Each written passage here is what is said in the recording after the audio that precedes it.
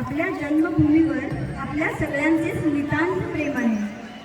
आपल्या पूर्वजांनी खूप कष्टातून स्वातंत्र्य मिळवले. आता आपल्यावर जबाबदारी आहे हे स्वातंत्र्य टिकवून ठेवण्याची आणि खऱ्या अर्थाने आपली मातृभूमी स्वर्णिम, सुशील, सुजलाम, सुफलाम बनवण्याची. एक छोटीशी कविता लिहिली आहे मी याच अर्थाची. एक भारतीय म्हणून किंवा एक माणूस म्हणून आपल्या मातृभूमीप्रती आपली काही जबाबदारी आहे आणि ती आपण पार पाडायलाच हवी. चला तर ऐकूया. कवितेचं नाव आहे जन्मभूमी माझी, कर्तव्य भूमी माझी. ही जन्मभूमी माझी, ही कर्मभूमी माझी, ही मातृभूमी माझी, कर्तव्य भूमी माझी. हिरवा निसर्ग शालू उधळीत रंग दाही, निर्मळ तयास ठेवू नाही मलिन काही. स्वच्छतेचा संदेश जो आज या मुलांनी आपल्याला इथे दिला, त्याचसोबत पाणी आणि वृक्ष संवर्धन.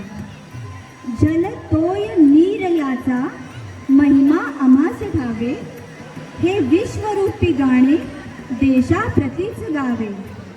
वृक्षात प्राणवायू, छाया फळे उदंड, नैतिक देशसेवा, वृद्धी घडो अखंड.